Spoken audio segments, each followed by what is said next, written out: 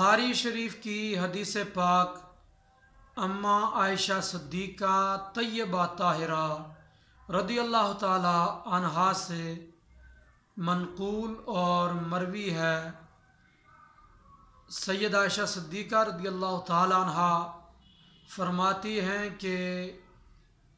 نبی کریم صلی اللہ تعالی علیہ وسلم جب صحابہ کرام کو حکم دیتے تو امرہم من الاعمال بما یطیقون، اس عمل کا حکم دیتے جو عمل صحابہ کرام رضی اللہ تعالیٰ عنہم کی طاقت میں ہوتا،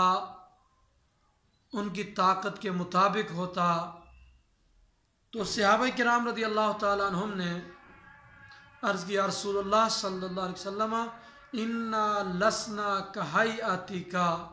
یا رسول اللہ صلی اللہ علیہ وسلم کہ یا رسول اللہ ہم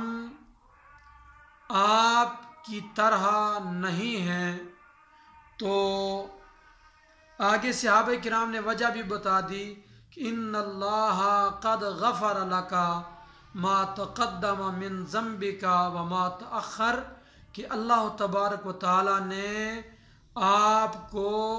بظاہر خلاف اولا کاموں کی مغفرت کا اعلان فرما دیا ہے۔ تو نبی پاک علیہ السلام نے جب یہ بات سنی فَيَغْضَبُ، حضور جلال میں آئے، حتیٰ یعرف الغضب فی وجہہ، حتیٰ کہ حضور صلی اللہ علیہ وسلم کے چہرہ مبارک میں جلال اور غضبناک ہونا معلوم ہوا۔ تو نبی کریم علیہ السلام نے ارشاد فرمایا ان اتقاکم واعلمکم باللہ انا،